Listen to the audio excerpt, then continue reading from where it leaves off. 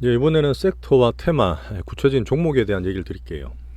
앞서 시간에 주간 정리도 해드렸고 24년 연간 전망할 때 빠졌던 내용을 살짝 몇 개를 말씀을 드렸는데, 간단하게 정리드리면 내년에는 물론 지수가 상방이 될 수는 있겠지만 올해보다는 지수 기대를 좀 줄이고 더 종목에 집중하는 한 해를 만들자고 말씀드렸습니다. 여전히 글로벌 쪽으로 구조조정이 좀 특별화될 수 있어요.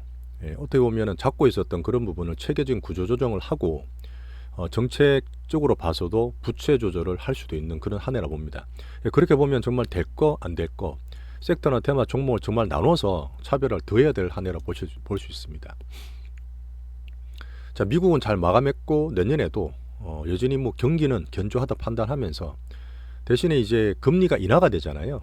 금리 인하 시기에 이 케이스를 제가 2019년이나 2006년, 7년을 대비해서 말씀을 좀 드릴 기회가 있을 것 같은데, 그거는 다음에 드릴게요. 얻을 수 있는 게 사실 많은데 금리 인하를 하게 될 그 시기는 살짝 주의하면 된다. 그 정도로 정리 드리겠습니다. 자, 우리나라는 여전히 수급 모멘텀 정시에서 올해보다는 더 종목에 집중해야 되고요. 내수는 여전히 위축될 거라 봅니다. 하지만 정부에 쓰던 우리가 볼 때, 외국인이 볼 때 수출 위주로 성장주를 살리기 위한 그런 수급 흐름이 있기 때문에 특히 반도체를 위주로 한 성장주, 성장 테마에는 계속 관심을 가질 거예요. 중국은 여전히 바닥 밴드 하락이라 보는데, 등락이라 보는데, 혹시나 조금 잘 돼서 쉽지는 않겠지만 반등을 주고 나면 중국 관련 내수라든지 시크니클은 보려고 관중을 계속 놓고 있겠습니다. 하지만 보수적이에요.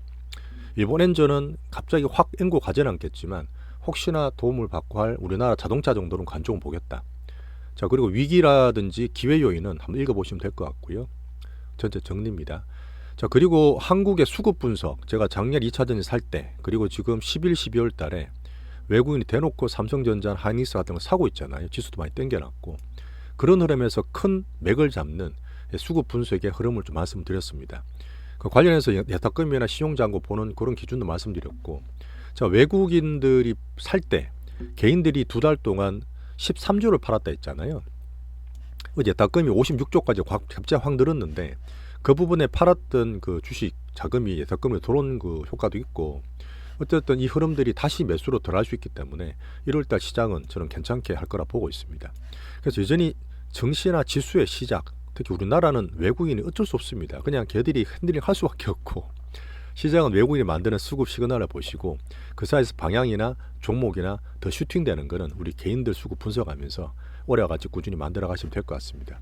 결국 그러다 보니까 코스닥보다는 코스피를 조금 더 기대를 한다, 이렇게 보시면 될 것 같아요. 제가 1263권도 말씀을 드렸고 투자 매매 기준도 말씀드렸습니다. 자, 섹터와 테마만 볼게요. 실전 투자 제리 채널입니다. 구독과 좋아해 주시면 그래도 조금 도움이 되실 것 같아요. 꾸준히 보시고 한번 잘 맞춰보시죠. 반도체는 제가 뭐 몇 주간, 몇 달도 될 수 있는데 어쨌든 큰 흐름상 우리가 중기 하이닉스를 사모으는 이유를 계속 말씀을 드리고 있습니다. 소부장은 제가 만들어간 과정이라 보시면 되고요. AI 빅방구 확장 내년에 가장 큰 먹거리고 가장 큰 흐름이다, 이렇게 보시면 돼요. 자, 구체적으로 한번 하이닉스에 대한 얘기 잠깐 드릴게요. 주간 정리 때는 제가 조금 텀을 길게 해서 말씀드리니까, 하이닉스는 요번에 제가 13만원대 좀 샀습니다. 원래 8, 9월 달에 장이 안 빠지고 9월 달, 10월 달 급 나갈 때도 하이닉스는 11만원대를 잘 버텼어요. 어떻게 보면 그때 예를 들어 중기 투자 좋아하셨던 분이 이 정도 샀으면 되게 좋았죠. 하지만 11만원대, 우리는 13만원대 샀습니다. 또 사가지고 지금 14만원인데 삼성전자는 코스피를 많이 땡겼고 삼성전자가 8만원대 살짝 물량보다 있다 말씀드렸어요. 물론 좀 나스닥이 신고가로 안 끝나고 올해 마무리했지 않습니까? 오버슈팅이 되게 되면 이 신고가 15,000, 16,000포인트를 시도할 수도 있어요. 그렇게 되면 조금 더 갈 수도 있겠죠. 하지만 1월달 반등을 주게 되면 오히려 더 사는 게 아니라 조금 조심하는 면으로 저는 보는 게 좋다는 말씀을 드리고 있고요. 사실 이게 금리나 시기라든지 1, 2월달에 정책 이슈들이 좀 있어요. 그거는 제가 월 들어가서 풀어나면서 말씀드리겠지만, 이 부근이 올라가게 되면 나스닥이든 S&P 역사적 신고가는 다우랑 좀 다릅니다. 살짝 조심하는 게 좋다, 안 된다기보다는 살짝 조심하면서 보겠다 정도로 이해하시면 될 것 같습니다. 그래서 하이닉스가 조금 덜 올랐잖아요. 삼전이나 코스피는 갔는데 하이닉스는 사실 전형적인 반도체죠. 삼전은 뭐 스마트폰도 있고 거기에 또 이제 통신도 있고 여러 가지가 다 섞여 있지만, 전형적인 반도체, 특히 D램 메모리 쪽은 하이닉스가 전용 기업이라 보시면 돼요. 2008년에 이제 최 회장님 인수를 하고 금방 수익 났습니다. 그 당시 2조로 인수를 했는데 컨소시엄 구성해서 그때 통신학과 반도체 하려다가 하이닉스 한 게 정말 잘한 거죠. SK그룹은요. 제가 한번 반도체 사이클을 말씀드릴 때 전 세계에서 보고 있잖아요.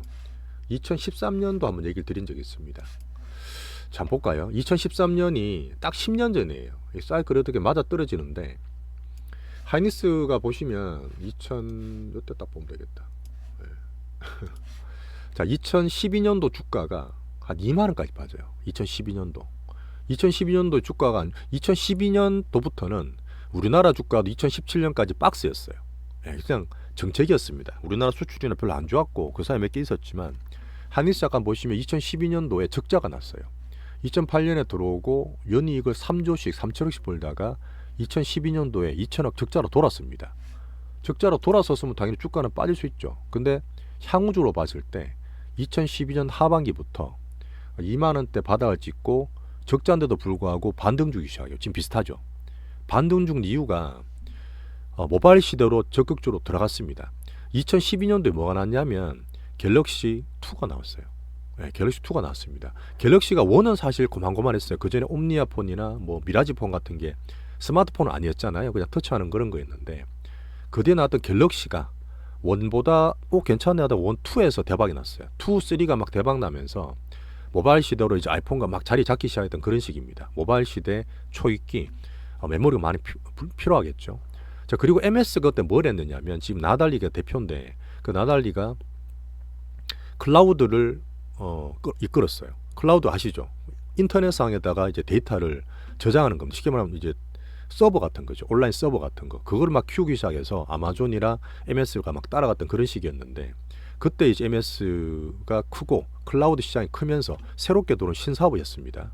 이제 서버에 들어가는 반도체가 필요하게 된 거죠. 지금 어떻게 보면 AI 서버랑 비슷한 흐름일 수도 있습니다. 자, 그러면서 이제 실적은 나빴는데 주가는 2만 원짜리가 2013년도 실적이 조금 좋아지면서 이때 살짝 모도는 있었죠. 예, 그렇지만 그게 얼마까지 가죠? 5만 원 한 3배 가까이 올라갑니다. 근데 2015년까지 실적이 좋았어요. 예, 버티긴 합니다. 큰 주들은 절대 한 번 안 빠진다 그랬죠. 실적이 좋은데 2015년도 하반기 때부터 떨어져요. 물론 이때는 얘들 실적이 나빴다기보다는 시장입니다. 항상 제 시장을 말씀드리잖아요. 짧게 말씀드리는 게 아니라 2015년도 중국에 그 위안화강 폭발한 적이 있고 그때 메르스 터지고 피거스 뒤에 나왔던 2차적으로 유럽에 그리스기가 터졌어요. 어쩔 수 없죠. 장이 그렇게 급나가니까. 그러다 보니까 이 한 5만 원대 초반 중반대 가격을 한 1년 정도 실적을 유지하면서 가다가 떨어집니다. 그 제가 봤을 때는 이 반도체 흐름이 향후적으로 들어갈지 안 갈지는 그때 보는 거고 내년을 보는 거잖아요. 이름을 보는 거예요. 방금 말했던 클라우드 같은 AI 서버에 대한 수요, AI 폭발적인 어떤 지금 HBM3가 나왔지 않습니까? 그게 삼성보다 나왔기 때문에 그런 보면서 제가 봤을 때는 11만 원 물론 바닥이라 보지만 지금 기관들이 17만 원, 18만 원, 19만 원 막 부르고 있어요. 어쨌든 이제 신고가 날라 그러면 15만 원을 넘어야 됩니다. 1차적으로 15만 원 전 돌파할 거라 보고 중기로 보는 거기 때문에 왔다 갔다 하더라도 10만 원대 후반까지는 저는 본다. 이게 중기 포트에 하이닉스를 넣었던 이유입니다. 자, 그리고 살짝 우리가 AI 시대로 가면서 작년에 정말 하반기부터 불이 붙었잖아요.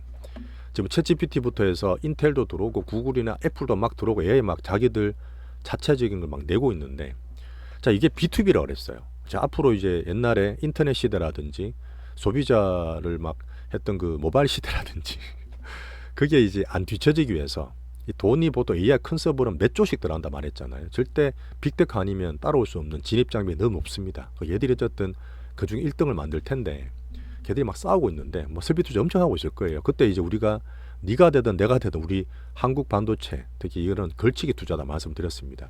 하지만 이제 소비자로 넘어가요. 물론 전체로 봤을 때는 내년에 경기 연착륙이기 때문에 소비는 둔감돼서 하방 즉 상방을 좀 막아놓고 있긴 하지만 B2C 소비자 체감을 할 수 있습니다. AI가 그렇게 난리인데 한번 보자. 어떤 서비스냐. 정말 눈이 휘둥그레질 만한 그런 AI에 대한 체감이 나올 거냐를 보는데 첫 번째 관문이 내년 1월 17일이죠. 삼성에서 AI폰이 나와요. 가우스폰. 출시되고 나서 한번 봐야 될 건데 요거는 단기입니다. 크게 꺾이는 게 아니라 단기로 봤을 때는 전 살짝 조심할 거예요. 지금 기능이 대놓고 나오는 것들은 뭐냐. 하반기에는 귀에 꼽는 갤럭시 버즈가 하반기에 나올 거지만 지금 대충 내용들이 나오거든요. 실시간 통화 번역이 가능합니다. 언어는 지금 2개밖에 안 돼요. 영어하고 스페니시만 됩니다. 그 영어나 어떤 유럽 가시게 되면 많이 쓸 수 있는데 남미 같은데 거기에서 실제로 말을 하거나 하면 우리는 지금 구글로 막 찾아야 되잖아. 그죠? 이제 그런 거를 실제로 휴대폰에서 말을 하면 동시 번역이 되는 그런 기능이다. 물론 되게 편한 기능이죠. 근데 문제는 항상 그렇습니다. 주식이라는 거는 기대가 너무 큰 만큼 그걸 충족시키고 더 충족시켜줘야 되는데 그럼에서는 조금 약하지 않을까. 그래서 일단은 온 디바이스 이런 쪽은 단기로는 1월 달에 살짝 조심을 할 수 있는 국면이다. 이렇게 보시면 됩니다. 자, 3전은 제가 앞에 외국인들의 수급 큰 그 시그널 말씀드리면서 2달 동안 개인들이 어쨌든 13조나 팔았고 삼성전자를 7조나 팔았어요. 근데 그 중에서 3.5조로 외국인이 받아갔습니다. 하이닉스는 1조로 샀지만 조금 덜 올랐죠. 그래서 오히려 3전이나 이쪽보다는 하이닉스를 조금 단기로 더 좋게 보고 있고요. 3전은 8만원대 물량 소화 조금 시간이 걸린다고 저는 보고 있습니다. 외국인들이나 특히 나스닥 이쪽이 오버슈팅 정도에 따라 달라지겠지만 분명히 8만원대면 저는 이게 쉽지는 않을 거라 저는 보고 있어요. 그래서 지수라든지 이쪽은 계속 말씀드리고 있습니다. 종목별로 가면 좋죠. 그리고 3전이 계속 가면 딴 종목들이 못 가요. 3전이 올라와서 레벨업 시켜주고 조금 쉬거나 빠져주면 딴 것들 확산되는 게 우리 종목자 하는 데는 좋습니다. 저 정도로 반도체 말씀드릴게요. 하이닉스 말씀드렸고 그다음 밑에 있는 그 소부장들은 주중에 말씀드리겠습니다. 자, 그리고 바이오 우리나라는 어쨌든 미국을 계속 보고 지수를 보듯이 섹터도 봅니다. 사실 이게 정말 괜찮았던 시기는요. 어제 미국 정부 올랐어. 어떤 섹터 좋았어. 매일 봐야 돼요. 왜? 그게 우리나라 시장이 바로바로 반영되니까. 그 지금 우리나라 자체적인 게 좀 크다 보니까 그 정도는 아닌데 어제 제가 말씀드렸던 외국인의 IBB 그 반도체 바이오 섹터 있잖아요. 바이오 ETF. 그다음에 XBI 같은 거 보시면은 15년, 17년, 20년에서 이제 서서히 반등을 주고 머리를 들고 있다. 이런 흐름에서 실제 수급이나 빅머니 스트림 보더라도 바이오는 기대하고 종목을 봐야 된다. 그래서 어쨌든 우리나라에서 종목들이 갑자기 막 뛰어오르고 있는데 저희가 한올바이오 살짝 샀는 거 있어요. 그 다음에 계속 말씀드렸던 셀트리온이나 SK바이오팜 조금 더 큰 거는 삼성바이오로직스 같은 거 내년에 좋을 수 있다 봅니다. 뭐 중기로 볼 수 있는 대형주라 보시면 돼요. 자, 그래서 일단 바이오는 여전히 수배, 수급 매집주를 찾기로 계속 할 거고요. 트렌드는 뭐 지금 여러 가지 나오는데 가장 기본은 항상 나오는 암입니다. 이쪽에서 여러 가지 또 그 기술력들이 있던데 거기에다가 비만이나 치매, 파킨슨 같은 거 계속 봐야 될 것 같습니다. 자, 그리고 종목을 보면 시장에서 레고캠바이오, 알테오젠, HBL, 임상이나 파이프라인 보시는 분은 상당히 강하게 말씀 많이 하고 계세요. 자, 그러다 보니까 제가 수급 설명드릴 때 거래대금이 상당히 높고 시장에서 개인들이 관심을 정말 많이 가지고 있습니다. 하지만 제가 분석은 어떻게 했죠? 수급 분석상 이 수급을 녹이고 이거를 돌파하는 과정이 좀 필요할 것 같아요. 거기에서 정말 괜찮으면 잡을 수 있습니다. 밑에 잡지 왜 그때 안 잡아? 시간이 걸려서 그래요. 그리고 돌파되잖아요. 신고가 나잖아요. 거기서 잡아도 충분히 수익 볼 수 있습니다. 안정적으로 확률이 높아요. 그렇게 관종을 가지고 있고 우리는 어쨌든 레고캠바이오를 한올바이오파마를 좀 샀다. 자, 그리고 이게 잠깐 제가 소액으로 뭐 없는 듯 있는 듯 던져놓은 일단 비보존이 있습니다. 비만성 진통제 글로벌 3상인데 지금 비상장이에요. KOTC 했는데 아직 훈풍이 전달은 안 됐습니다. 아직 파이프라인 괜찮고 시장에서 조용하긴 하지만 전달이 될 거라 보고 이게 원래 재작년에 샀다가 만원대 샀다가 작년에 총가 25,000원, 2만원 다 팔았던 소액 용돈 바이오 소액주거든요. 근데 올해는 넘어가야 될 것 같아요. 혹시나 이제 만원대 초반 중반 사신 분들은 내년에 보시면서 바이오 훈풍이 확산되길 기대하시면 될 것 같습니다. 여전히 소액 용돈으로 그 정도 비중만 가지고 계시면 돼요. 자, 그리고 바이오로 깊게 파게 되면 너무 빠진다. 야, 이게 진짜 세상을 구할 수 있는 기술처럼 느껴질 때가 있기 때문에 이거는 제가 여러 번 겪었던 경험입니다. 구체적으로 루트론이 그랬고요. 그 다음에 그 비보존도 그랬고요. 그 사이 몇 개 여러 가지 있는데 한 개로 또 몰빵 실으면 이걸로 다 끝내고 싶은 마음이 들어서 막 더 사고 비중이 커지다 보면 너무 빠져요. 그래서 제가 시장에서 수급 매집주 특히 바이오 같은 케이스는 임상 같은 거 말씀 안 드리면서 전체적인 섹터 시황과 수급 분석 위주로 말씀드리겠습니다. 자, 2차전지는 아직도 조금 많이 답답하신 분이 많이 계신 것 같아요. 왜? 올해 너무 좋았기 때문에. 그래서 여전히 미련도 많고 비중 내는 분들이 계실 거예요. 저희도 사실 에코프로 BM이 좀 팔았다 하더라도 좀 남았잖아요. 그죠? 남아서 물론 수익 보고 있지만 좀 답답한 분도 계실 거고 딱 2차 전지는 물린 분도 계실 것 같은데 전체로 봤을 때 절대 약한 거를 더 사지 말라고 말씀드렸습니다. 약한 것도 사지 말라 말씀드렸고 아직까지도 시한이 필요해요. 하지만 에코프로 머티를 제가 11월 12월 달에 계속 매매를 하고 여전히 지금 단기 포트를 꾸준히 막 드사고 하고 있지 않습니까? 그런 종목별로 괜찮고요. 자, 포스코들이 얼마 전에 제로돼 있었고 테슬라 관련 아렌티나 리튬 관련 제로 나오면서 바닥에 3번 빵 올랐어요. 자, 그럼 어떻게 말씀드렸죠? 간다 그런 게 아니에요. 포스코든 포스코 인터든 내년에도 2차 전지는 올라올 거라 보지만 그 시기는 볼 수 있어요. 하지만 포스코들이 먼저 수급이 바닥에서 들어왔고 조금 더 관심을 가지겠다. 인터든 엠텍이든 포스코 퓨처이든 포스코들 코어주로 좀 더 보겠다 정도. 자, 계속 제가 2차 전지를 말씀드렸던 부분은 성장 어닝 정책, 리튬 가격, 그 다음에 테슬라나 비테슬라 관련 모멘텀 본다 그랬는데 성장 꺾인 건 없어요. 중장기 성장 괜찮고 정책도 꾸준히 나옵니다. 하지만 어닝은 리튬 가격과 포함해서 이 양극재 같은 게 실적이 안 좋을 거예요. 분명히 안 좋습니다. 그러다 보니까 1월, 2월 달에 올해 4분기 실적 나올 때까지는 이런 에코나 이쪽은 좀 힘이 들 거라 저는 보고 있어요. 그리고 테슬라도 제가 사이버 트럭이나 뭐 모델 2 같은 거 말씀드리고 저 테슬라 싫어하는 게 아닙니다. 차는 되게 좋아요. 주가가 좀 안 좋다는 거죠. 자, 전형적으로 회사는 좋지만 주가는 안 좋은 게 있습니다. 나스닥이 정말 좋고 매그니피센트 7 정말 좋은데 나를 비교하면 항상 테슬라는 뒤에 있어요. 왜? 제일 약하잖아요. 내년, 내후년, 5년, 10년 뒤에 좋아질 거는 그때 보면 됩니다. 좋아질 때. 지금은 안 좋은 건 현실이니까. 자, 그런 면이 올해 마무리는 또 이제 애들이 마켓 홍보를 되게 잘하잖아요. 머스크에 대한 특히 이제 팬덤이 워낙 강한 종목이다 보니까 어쨌든 올해 182만 대를 팔면서 역대죠. 가장 이제 성장도 키웠고 하지만 중국에서 살살 MS는 계속 밀리고 있다. 제가 올해 계속 말씀드렸던 중국 MS랑 미국 MS 특히 전기차 부분 되게 중요한데 미국은 그나마 선방했죠. 비테슬라가 별로 못 올랐기 때문에. 하지만 중국에서는 좀 많이 밀렸습니다. 향후적으로 그렇게 될 것 같고 중국은 계속 자기 내수들을 키울 거예요. 그러다 보면 그게 테슬라의 올해 자동차람에 대한 안 좋은 흐름이 될 수 있을 것 같고요. 실제로 이제 자동차 회사인데 영업 마진율이 정말 높았잖아요. 20% 가까이 막 나오랬는데 올해 지금 들어서 7%까지 떨어졌지 않습니까? 근데 내년에도 수익이 대당 4% 더 떨어질 것 같아요. 자, 그러면 성장성을 누를 수 있다. 하지만 테슬라 제가 살짝 보고 있는 건 뭐냐면 AI를 계속 지금 키우고 있잖아요. 도조 컴퓨터를 통해서 어쨌든 자율주행에 대한 기대를 키우고 있는데 저는 자율주행을 살짝 길게 본다 말씀드렸습니다. 하지만 로봇을 또 키우고 있잖아요. 로봇. 그러다 보니까 로봇 옵티머스 2가 워낙 움직임 같은 게 좋고 예전에 기대해서 실망했던 그 옵티머스 1보다 흐름이 상당히 좋게 나오고 있습니다. 그런 면이 올해는 어떻게 보면 테슬라가 로봇에 대한 성장이나 로봇 테마를 키울 수 있는 그런 키포인트 될 수도 있어요. 자동차는 고만고만하겠지만 로봇 쪽에서 좀 기다리고 할 수 있는 모멘텀 유지가 되지 않을까 그렇게도 살짝 보고 있습니다. 2차 전지는 그렇게 보시고 종목 위주로 보시면 돼요. 자, 자동차 엔터 일본 엔화를 잠깐 말씀드리긴 했는데 여전히 저는 아직 큰 기대는 안 합니다. 기아차가 신고가 났다. 정말 기술적으로 좋죠. 외국인이 샀다. 좋죠. 제가 말씀드렸던 큰 부합 흐름이 다 부합하는데 이게 2010년 11년처럼 그때 정말 모멘텀이 많았거든요. 차화정이 정말 좋았고 대형주가 막 날아갈 때였고 개인들 수급이 약할 때였는데 지금 현대기아차는 정말 싸죠. 누가 봐도 전 세계 완성차 업체 중에서 밸류가 제일 쌉니다. 하지만 올해 들어서 많이 못 올랐던 것들은 전기차가 떨어지고 거기에 대한 미래 성장성이 살짝 꺾이면서 얘만 꺾인 건 아니지만 그런 흐름이 주가를 좀 눌렀던 거고요. 지금 수급이 좀 들어오곤 있죠. 하지만 전체로 봤을 때 이런 겁니다. 우리나라 전체 수출 시장 코스피에 봤을 때도 1등은 무조건 반도체예요.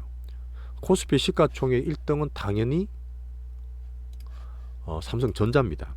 1등은 바뀔 거 없어요. 2등 싸움이거든요. 2등 싸움.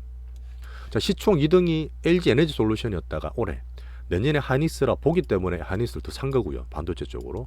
그 다음에 3위, 4위 한번 볼까요? 3위, 4위, 5위. 삼성 바이오로직스랑 현대차입니다. 포스코도 있죠. 이게 계속 나 말씀드렸던 바이오, 자동차, 2차 전지입니다. 쉽게 말하면. 자동차가 또 붙어 있죠. 이게 사실은 내년도 마찬가지일 거예요. 반도체가 올라왔기 때문에 보는 건 맞지만 3위, 4위, 5위 있죠. 자동차냐, 바이오냐, 2차 전지냐. 이 싸움이에요, 사실은. 근데 저는 바이오가 참신합니다. 한 3, 4년 쉬었어요. 그래서 바이오가 정말 좋게 보여지는 거고 1차로 되게 좋게 보여지는 거고 기아차나 현대차나 자동차 요거는 저는 조금 그냥 지수 위주로 보긴 하겠지만 투자는 아닌 것 같고 그 다음 2차 전지는 종목별로 봐야 돼요. 올해 들어서 이것저것 다 올랐던 것들이 내년에 다 간다는 게 아니라 2차 전지 내에서 포스코를 좀 더 보고 이제 에코프로 모티나 그런 개별적인 수급 위주 보잖아요. 그렇게 2차 전지는 선별적으로 해야 될 것 같습니다. 그럼 바이오 투자하는 게 제일 편해요. 사실 맞습니다. 그러다 보니까 반도체랑 바이오 싼 말 말씀드린 건 아니지만 그 섹터를 좋게 보고 있다. 그렇게 말씀드릴게요. 자, 그리고 항상 스테디 알료를 제가 보고 있고 응원하고 있지만 주가 측면에서는 늦고 있지는 않은 엔터 그다음 K푸드 계속 얘기 나오고 있는데 소비자 같은 것들 좀 보겠습니다. 자, 나머지는 또 주중에 말씀드릴게요. 큰 거 말씀드렸어요.